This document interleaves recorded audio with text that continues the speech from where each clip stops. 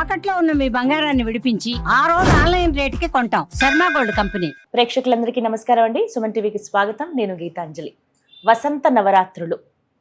ఈ నవరాత్రుల్లో ఏ దేవి ఆరాధన ప్రధానంగా మనందరం చేసుకోవాలి, అలాగే విధిగా ఈ 9 రోజుల పాటు ఆచరించవలసిన నియమాలంటూ ఏమైనా ఉన్నాయా, ఆ ఆరాధనలో భాగంగా ఎటువంటి నైవేద్యాలు మనం సమర్పించాలి, ఎటువంటివి మనం ప్రధానంగా ఆలోచించుకుని ముందుగానే సిద్ధపరచుకోవాలి, వీటన్నింటి గురించి తెలుసుకుందాం.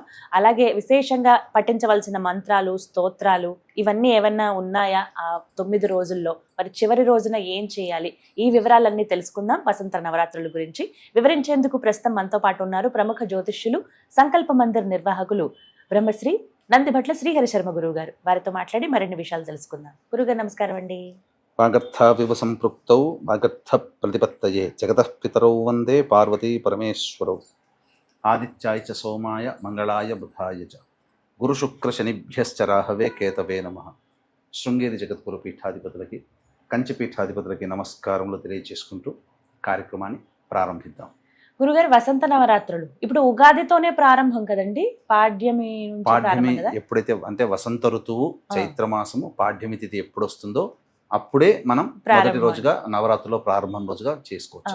అంటే ఇప్పుడు 19 ప్రారంభం, 19 వసంత నవరాత్రులు ప్రారంభమవుతాయి. మనకు ఉగాది కూడా అదే రోజున, ఆ రోజే చక్కగా ఉగాది చేసుకోవచ్చు. వసంత నవరాత్రులు కూడా. ఇక్కడ ఒక సందేహం, ప్రధానంగా ఆరాధించవలసిన దేవత ఎవరండి ఇప్పుడు నవరాత్రుల్లో? ప్రత్యక్ష నవరాత్రులు, గుప్త నవరాత్రులు అని మొత్తం సంవత్సరానికి 4 ఉన్నాయి. దుర్గా నవరాత్రులు, వసంత నవరాత్రులు ప్రత్యక్షంగా చేసుకోదగినట్టు. గుప్త నవరాత్రులు అంటే కేవలం ఉపాసనాపరులు మాత్రమే ఎవరి ఇళ్లలో వాళ్ళు ఎవరికి చెప్పుకోకుండా చక్కగా చేసుకున్నట్టుంది. కానీ వీటిని కూడా బహిర్గతం చేసేసారు. వారాహి నవరాత్రులు, శ్యామ నవరాత్రులు ఆషాఢ మాసం, మాఘమాసంలో. అయితే ప్రధానంగా మనకు ఈ వసంత నవరాత్రులు అనేటువంటిది గుర్తుకు రాగానే, చైత్రమాసం రాగానే గుర్తుకొచ్చేటువంటి ఆరాధ్య దైవము రామ భగవాన్ల వారు. శ్రీరాముడు నవమి రోజున జన్మించడం, పునరుసు నక్షత్రం అనేటువంటిది. కాబట్టి ఈ సందర్భంగా మనకు చెప్పబడినట్లు ఏంటంటే, వీటిని ఇంతకుముందు రాముల వారి అవతారం కంటే ముందు లలితా నవరాత్రులుగా కొలిచేవాడు. లలితాదేవి యొక్క సంబంధించినటువంటి ఆరాధన. అందుకనే 9 రాత్రులు ఒక్కొక్క రోజు కంప్లీట్ అయిన తర్వాత 9వ రోజు అనేటువంటిది చాలా బలమైనటువంటి రోజు.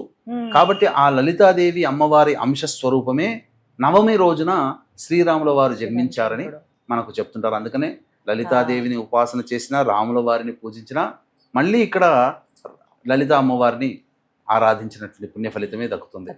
అందుకనే మనకు గమనించుకున్నట్లయితే మనకు ఒక చక్కటి మాట ఉందమ్మా.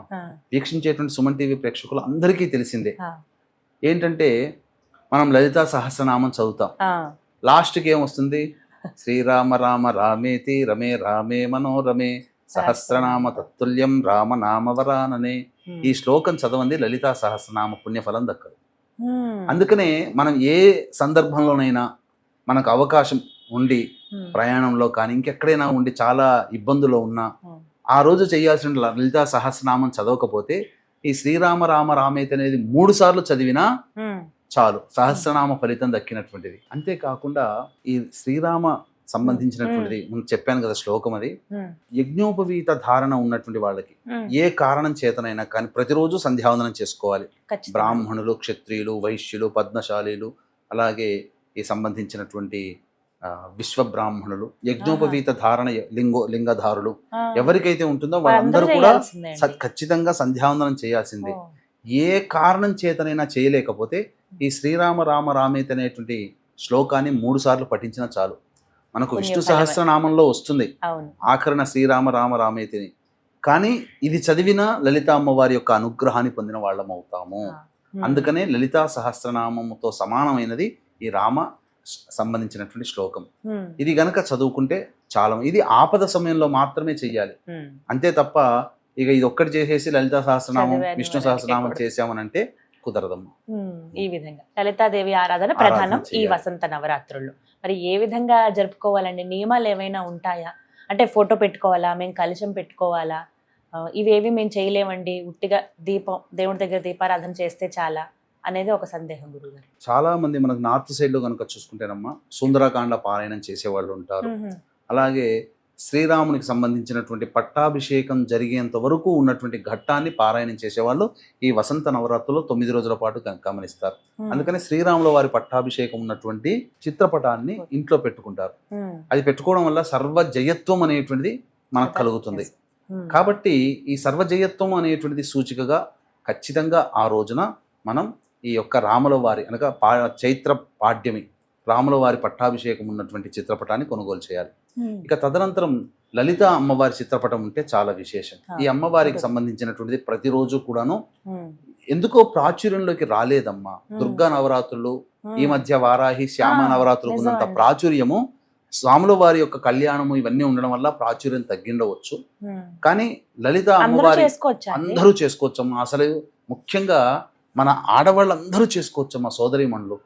లలిత సంబంధించినటువంటిది చక్కగా ఆ రోజున ప్రతిరోజు కూడాను పాడ్యం నుంచి మొదలుకొని 28వ తారీఖు వరకు కూడా ఈ యొక్క సంబంధించినటువంటిది మనకు ముఖ్యంగా గమనించుకుంటే ఉత్తరాభాద్ర నక్షత్రంతో మొదలై పుష్యమి నక్షత్రంతో అంతమవుతుంది. ఇది చాలా దశమి. ఆ రోజున చాలా విశేషమమ్మా.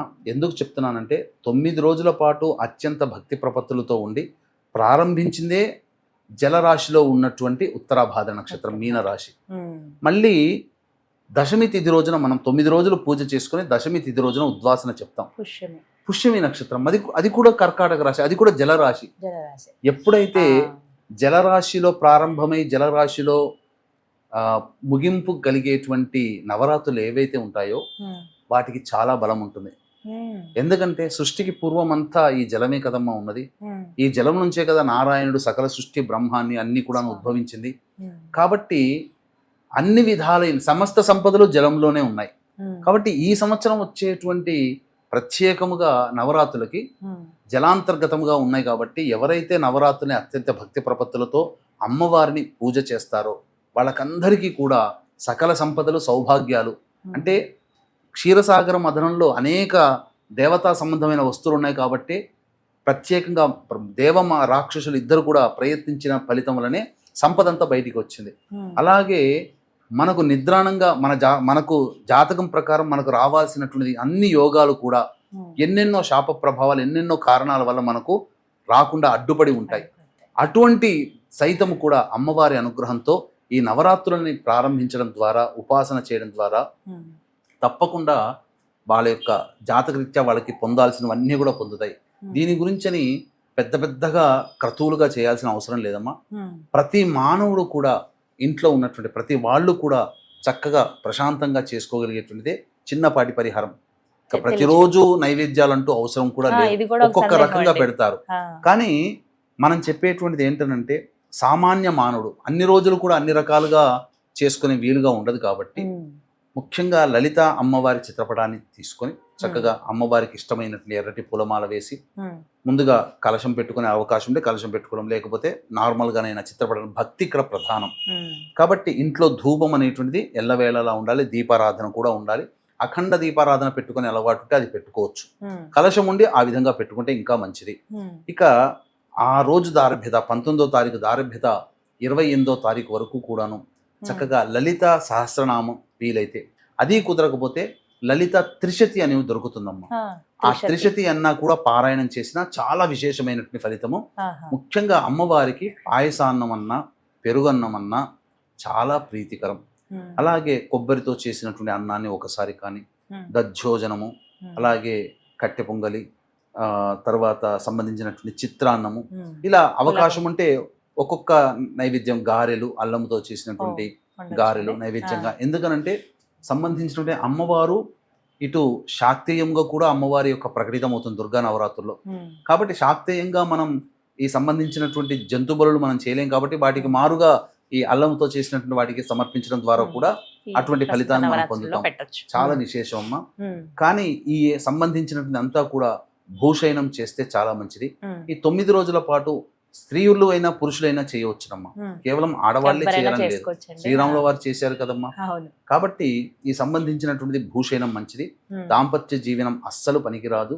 అలాగే ఆ 9 రోజుల పాటు నియమాన్ని పాటిస్తూ ప్రతి అవకాశం ఉన్నప్పుడల్లా కూడా ఓం ఐం హ్రీం శ్రీం శ్రీమాత్రే నమః ఇలా లేదా శ్రీమాత్రే నమః ఎవరిని పలకరించినా అమ్మవారి నామంతోనే ప్రతి వాళ్ళలో దైవాన్ని చూస్తూ అనుక్షణం ఈ 9 రోజుల పాటు ఎవరైతే దైవాన్ని ఆరాధన చేస్తూ అమ్మవారినే మనస్సులో పెట్టుకుంటూ చేస్తారో వాళ్ళకందరికీ కూడా శుభాలు కలుగుతాయి. అలాగే చిన్న పిల్లల్ని ఆ ముగింపు అయినటువంటి రోజున పుష్యమి నక్షత్రం ఉంటుంది 28వ తారీఖు రోజున, చివరి రోజున బాలికలని అంటే పుష్పవతి కానటువంటి అమ్మాయిల్ని బాలికలుగా చెప్తారు.